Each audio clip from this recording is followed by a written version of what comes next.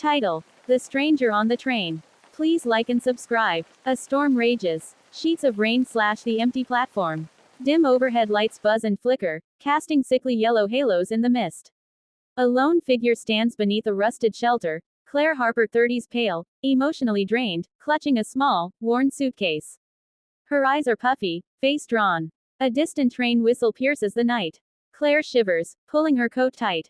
She checks her phone. Screen. No service. Thunder rumbles overhead. The wind carries a faint, melodic whistling, impossible to tell where it's coming from. Claire glances around. No one. Headlights bloom through the storm. The train glides into view, an older, gleaming passenger train that feels out of time. Windows dark, save for the occasional flicker of warm light. It comes to a stop with a long, metallic sigh. The door hisses open. Claire hesitates. A flicker of movement inside, a figure watching. Then it's gone. Claire steels herself, grips her suitcase, and steps on board. Dim, narrow, unnervingly quiet. The hum of overhead lights. The muted clatter of rain against the windows. Claire moves down the aisle. Only a handful of passengers.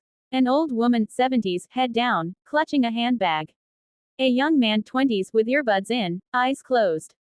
And the stranger, 50s, dark overcoat, neatly combed hair, hands resting calmly in his lap. His face is still in shadow.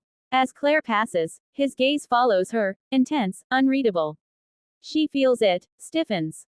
Claire chooses a seat far down the carriage. Puts her suitcase beside her. Stares out the window. The train lurches to life. A long, mournful whistle as it pulls away from the station.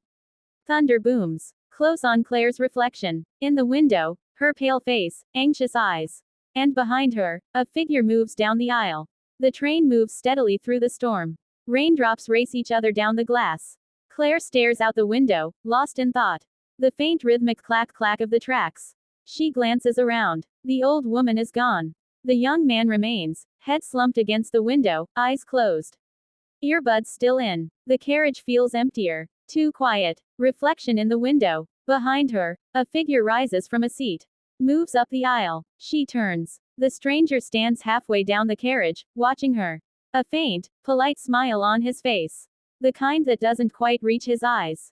Claire stiffens. The stranger takes a few slow, deliberate steps toward her. Claire looks down, pretending to busy herself with her phone. Phone screen. No service. She curses under her breath. When she looks up again, the stranger is standing right by her seat. Stranger. Softly. Rough night for a journey. Claire forces a polite, guarded smile. I like the quiet, she says. The train rocks gently. The storm intensifies outside. The flicker of overhead lights. Stranger. You traveling far? His voice is calm, pleasant, but something in it puts Claire on edge. Just away, she says. The stranger's eyes linger on her. Some unspoken recognition there. Good place for it, he says. Beat. You get used to the night. He smiles again. Too familiar. Claire frowns, shifts in her seat. Claire forces a tight smile. Then said, excuse me. She grabs her coat, stands. The stranger steps aside, still watching her with that polite, unreadable expression. Of course. Claire moves past him down the narrow aisle. As she passes the young man, still asleep, she notices his phone screen, no service. The storm rattles the windows.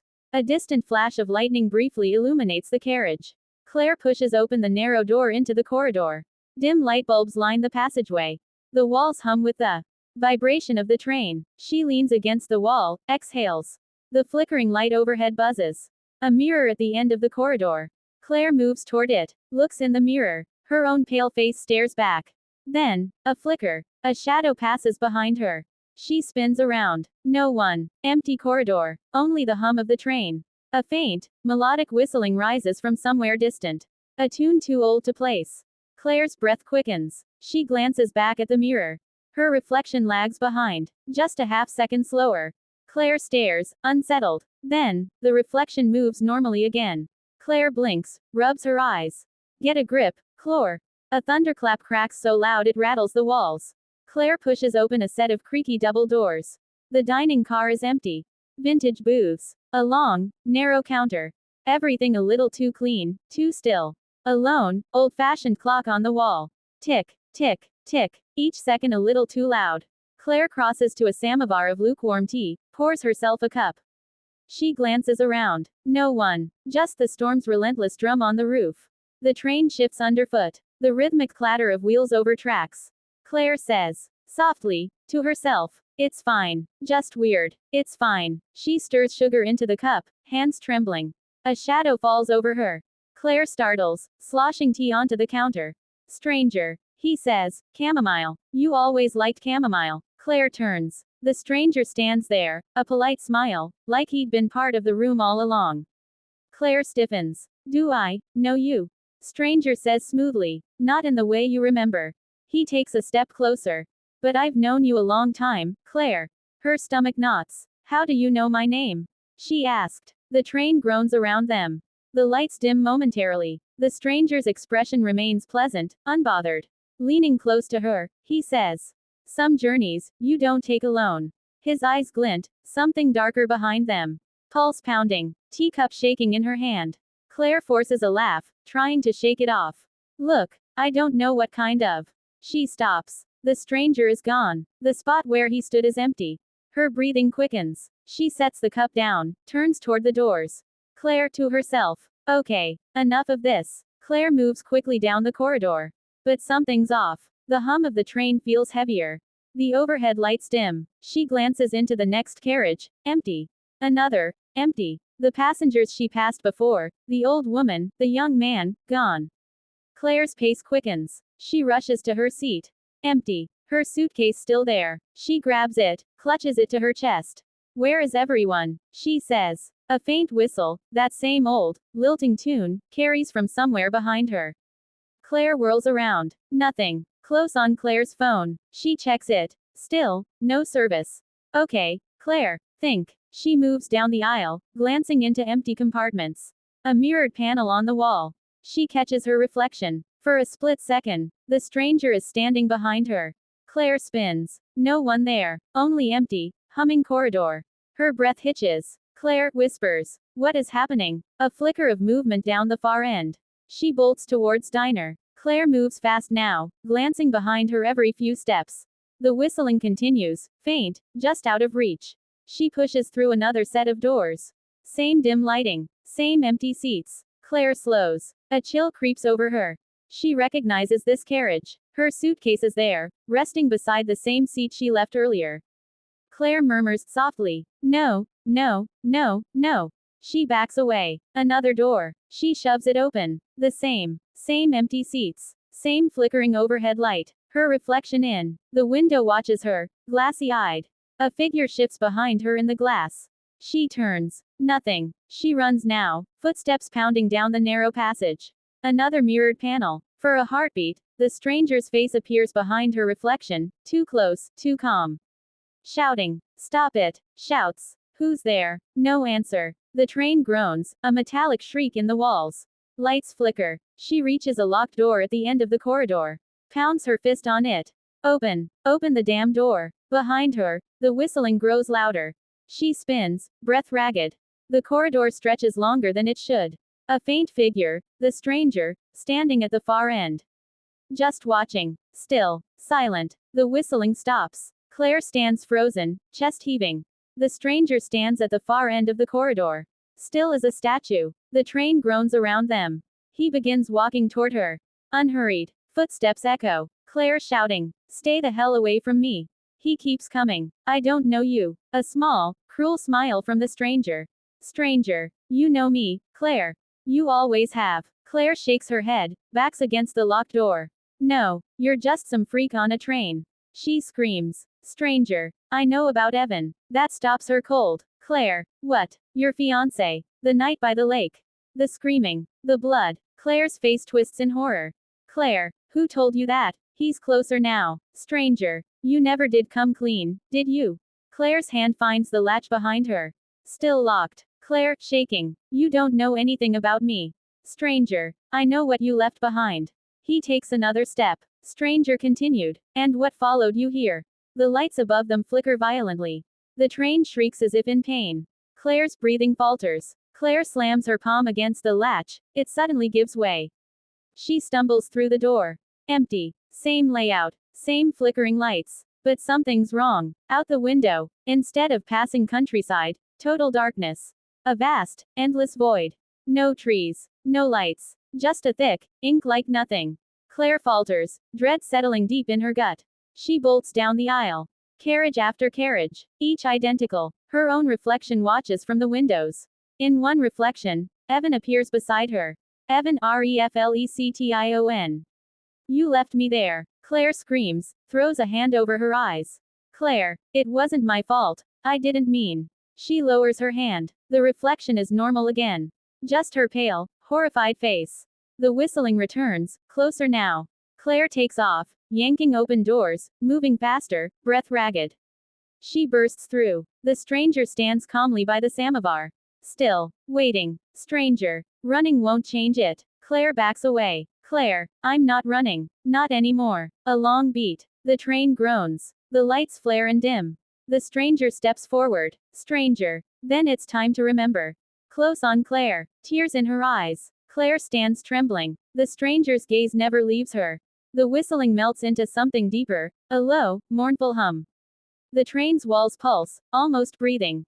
Stranger. You can't outrun memory, Claire. Flashes of memory. Evan's face, shouting in the dark.